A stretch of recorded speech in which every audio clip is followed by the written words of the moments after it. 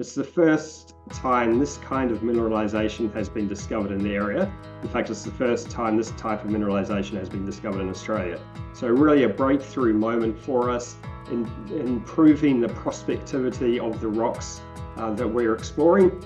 And what we have to understand now is the number of other mineralized events that have occurred in the area and the economic significance of those.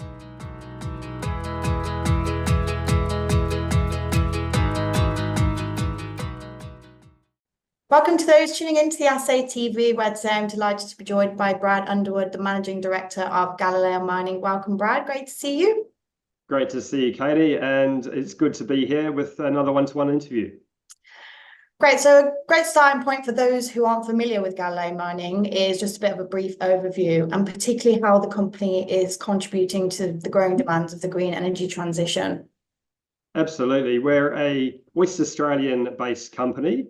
We are focused on those metals which will help with the energy transition. In particular, we are actively exploring for nickel and palladium. Of course, nickel is used most frequently for the green energy transition in batteries, and palladium is a currently highly valued metal for pollution control. So we see ourselves as exploring for those metals that we believe will have a true impact on the future. And if we're able to make the discoveries, then we create value for shareholders and we contribute to a changing society.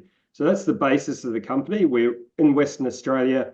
We have our Norseman project, which is within a well-established mining region, and we're exploring actively for nickel and palladium with the current drilling program ongoing as we speak. So let's look at the Norseman project a little bit more. You've just commenced a drilling campaign in April, I think very recently. Can you tell us what you're targeting there? We are targeting nickel and palladium. We already have a resource. We made a discovery 2 years ago. We've drilled out that resource. We've got around 17.5 million tonnes of JORC compliant resources already within the project area. And what's really important to understand, it's the first time this kind of mineralization has been discovered in the area. In fact, it's the first time this type of mineralization has been discovered in Australia. So really a breakthrough moment for us in improving the prospectivity of the rocks that we're exploring.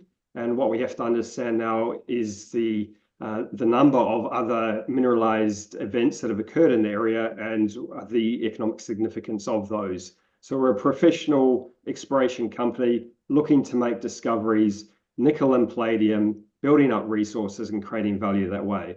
The drill program we are undertaking at the moment, around 3,000 meters of drilling, a number of well-developed geophysical targets that have had a lot of technical inputs into the targeting approach.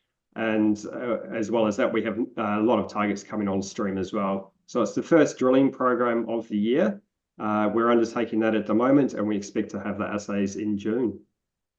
And looking at the bigger picture there, you mentioned Norseman is in the well-established mining jurisdiction of Western Australia. What actually makes that such a unique and great place to operate in terms of mining? Western Australia is one of the globe's premier mining locations. We've been mining gold here for over 130 years.